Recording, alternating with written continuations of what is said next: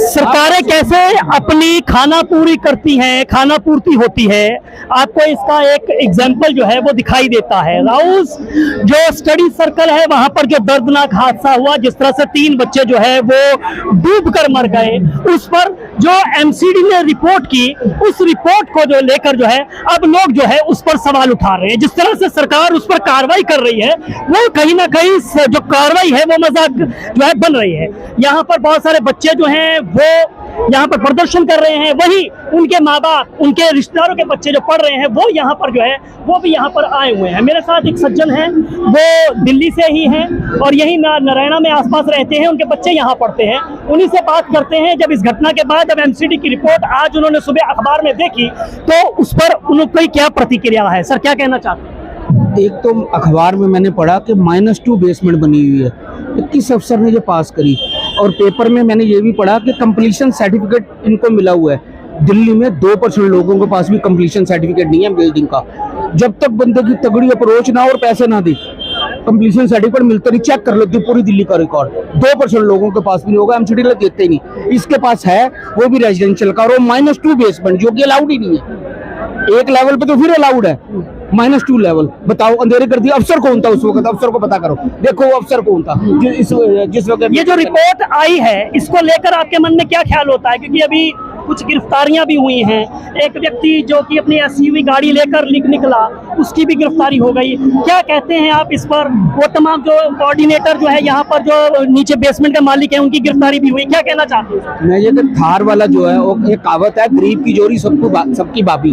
वो तो गरीब की जोरू बन गया भाई, सबकी बाबी। अबे थार वाले रोड से कोई भी बंदा जा रहा है, 3 फुट पानी है, तो वो क्या करेगा? पहले पानी निकाल के गाड़ी निकालेगा, गाड़ी निकालेगा ही, उसकी कोई गलती नहीं है, उसको भी धर लिया, आजा बेटा तू भी आजा। बस किसी ना किसी को धरना है। एमसीडी के अफसरों को पकड़ो ना जिन्होंने बिल्डिंग पास करी हो।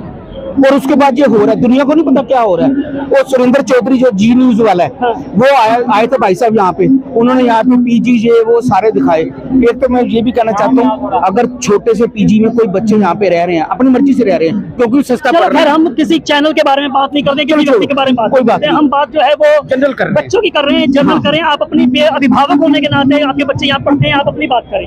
भाई ऐसा है, खर्चा जहाँ कम होगा उसके हिसाब से देखते हैं, ठीक है। अब ज्यादा खर्चा, कोई भी स्टूडेंट यहाँ पे आया है, उसके माँ बाप 30 से 50 हजार रुपए उसके लिए खर्च कर रहे हैं। माँ बाप की हालत देखो, इतने पैसे खर्च करने के बाद वो दिक्कत में, और जिनका बच्चा चला गया, बेटी 2 बेटियां चली गई, एक बेटा चला गया, कितनी प्रॉब्लम वाली बात है, कितनी दिक्कत है। और यहाँ पे इनको अपने राजनीति की पड़ी हुई है। और अभी भी क्या है, ये फ्यूचर जब भी कोई ऐसा पंगा होता है, थोड़े दिन मामला गर्म रहता है, उसके बाद देखते हैं सारी दिल्ली की बेसमेंट सेल कर देंगे, तो 6 महीने साल बाद फिर खुल जाएंगी। ऐसा हुआ 6 महीने साल बाद ये फिर बेसमेंट जो है खुल जाएंगी, अभी ले जाएगी। हाँ बिल्कुल। आपको लगता है कि इसके पीछे भी कहीं भ्रष्टाचार छिपा हुआ है, निगम का, सरकार का? नहीं, भ्रष्टाचार तो है ही है। कोई भी बेसमेंट खुलेगी बिना पैसे को तो खुलेगी नहीं ना। अच्छा, किसी को कुछ तो मिलेगा ही। हाँ। और जिसके हर महीने का नुकसान हो रहा है कराएगा, वो भी कहता कोई बात नहीं जी, ले लो जो लेने। तो क्या करें, ऐसे ही है जी। अच्छा, एक बात बताइए, वो एक कहावत है, अंधेर नगरी चौपट राजा, टके सिर ले जा टके सिर खा जा। उसमें पूरा का पूरा है कि एक व्यक्ति मिलता है जिसके गले पे फंदा जो है उसके गले का साइज का ले आओ, अगर उसका वो जिसको फांसी चढ़ाई जाने उसका गला जो है वो पतला है या मोटा है। तो आप बताएं कि यहाँ पर जिस तरह से यहाँ पर ये गिरफ्तारियां हो रही हैं, जैसे कार वाले की आपने बताई कि एसयूवी गाड़ी लेकर निकला, गरीब की भाभी जो है वो जोरू सबकी भाभी। तो क्या कहना चाहते हैं कि ये सरकारी जो विभागीय जो कार्रवाई है इसको कैसे लेती है? ऐसे गवर्नमेंट अगर पक्की हो ना, जैसे चंडीगढ़ में है, चंडीगढ़ में बिल्डिंग बनती है, सबका नक्शा एक जैसा होता है, ठीक है, बाहर से भी, वहाँ कुछ छूट देते ही नहीं।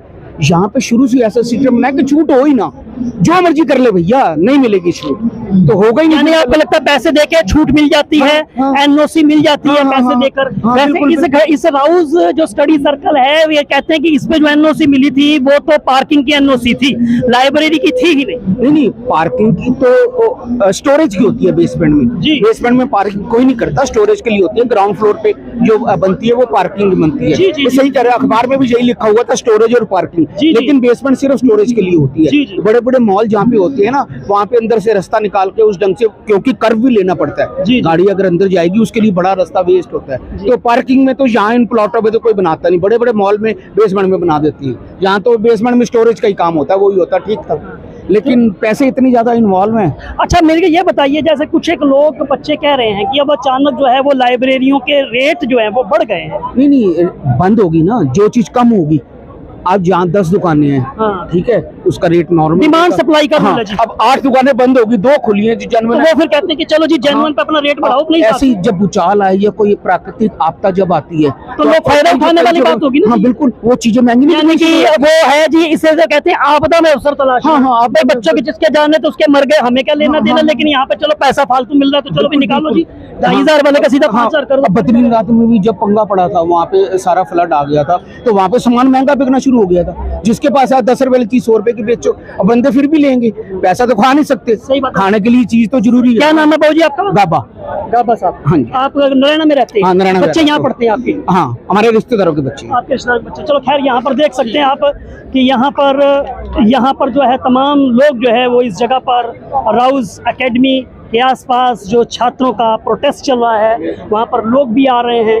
और जो इस समय इलाके के अंदर जो इस घटना के बाद जो मुश्किलात खड़ी हो गई हैं, उसको लेकर जो है वो यहाँ पर उस पर भी नज़र रखे हुए हैं, उस पर अपनी जो विभाग की तरफ से जो कार्रवाई हो रही है उस पर भी जो सवालिया निशान उठाते हुए नज़र आ रहे हैं। और अब जो है वो दिल्ली सरकार जो कह रही है कि हम इस पर कानून लेकर आएंगे, ये जो बेलगाम जो कोचिंग सेंटर्स यहाँ पर चल रहे हैं, हकीकत ये है कि इस मुद्दे पर केंद्र सरकार का पहले से ही कानून है 2024 का, जो कि coaching centre registration and regulation का है।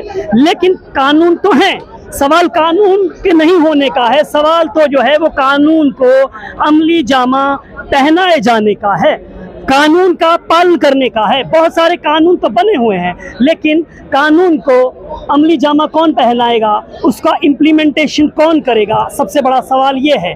और इस तरह की घटनाएं जो हैं वो कहीं ना कहीं जो है वो सिस्टम की वजह से होती हैं और भ्रष्टाचार की वजह से होती हैं।